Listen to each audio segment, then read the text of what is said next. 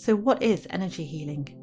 Energy healing is a combination of working with the 5 energy bodies, whilst also being a life coach, a support system, a therapist, and a friend. So what are the 5 energy bodies? They are the physical, mental, emotional, spiritual, and soul. So what do you do exactly? We look at the 5 bodies and see where you are in alignment. The 5 energy bodies are what makes up the being that is you, and they all work together to keep you in alignment.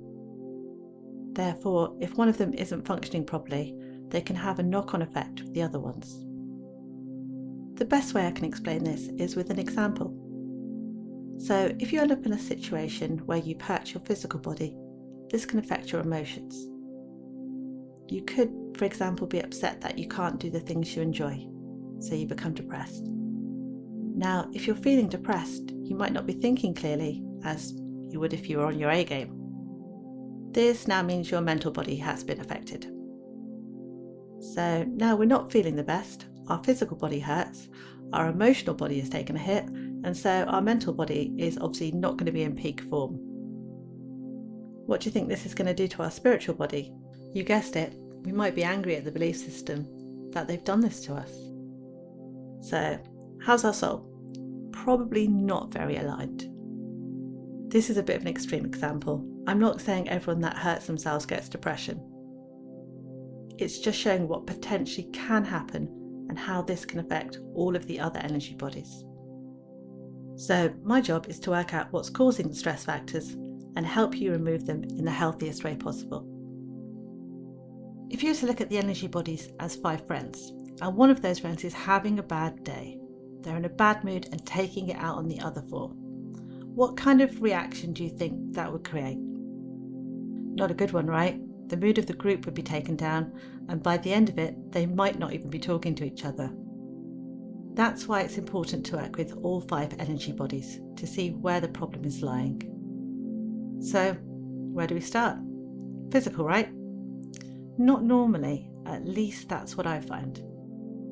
The physical may be where it started, but it doesn't mean that's how we fix things. I normally, but not always, start working with the emotional body. The emotional body is always somewhere I'm going to look at pretty quickly in any session. It's pretty simple really, it's just a question. How are you feeling? Humans have a lot of emotions and they can affect us in a number of subtle and not so subtle ways.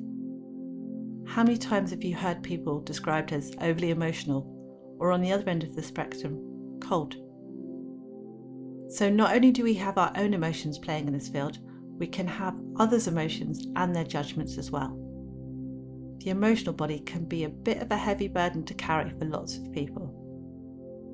If you think back to a memory of when you were labelled for an emotion and ask yourself, am I really like this? What's the answer? Have you ever made yourself more like this because of you were told you were like this, or did you feel wrongly accused?